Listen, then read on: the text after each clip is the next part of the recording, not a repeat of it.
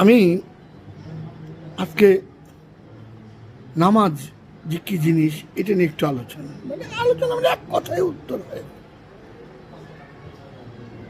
যে নামাজ পড়ে সে মুসলমান, যে নামাজ পড়ে সে মুহসিন, যে নামাজ পড়ে সে মুত্তাকিন, মুমিন,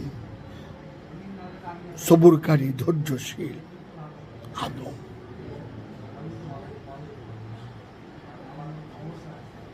এখন কোরআন কি বলতেছে?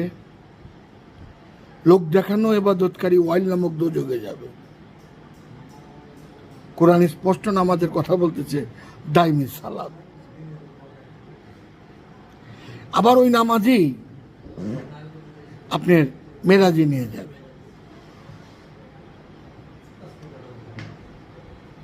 চিন্তা করেন তো, আমার মহানবী হেরা গুয়া একা কি করছে?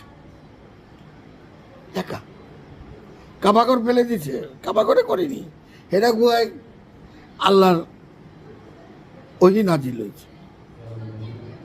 একা মহানবী এখানে একা, একমাত্র মহানবী জানে আল্লাহ তার ওহি নাজিল হয়েছে, আল্লাহর কিতাব বা আল্লাহর বাণী। এই নামাজি মানুষরে ওয়াইল নামক দোজখে নেয়, আবার এই নামাজি মানুষরে মেরাজে নিয়ে যায়। কঠিন।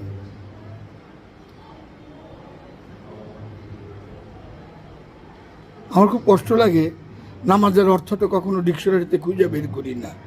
নামাজ কারে কয় প্রত্যেকের একটু খোঁজা উচিত। এজিদের তাবুতে তো নামাজ ছিল।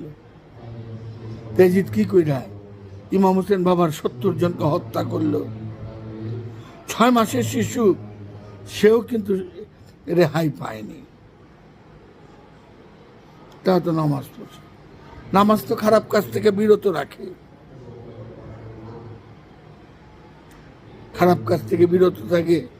নামাজ যে পড়ে তার লোভ মোহ, নেতা কর্তা অধিকারী সর্দার থাকে না। আমার কথা ভুল হইলে ক্ষমা দৃষ্টিতে দেখবে।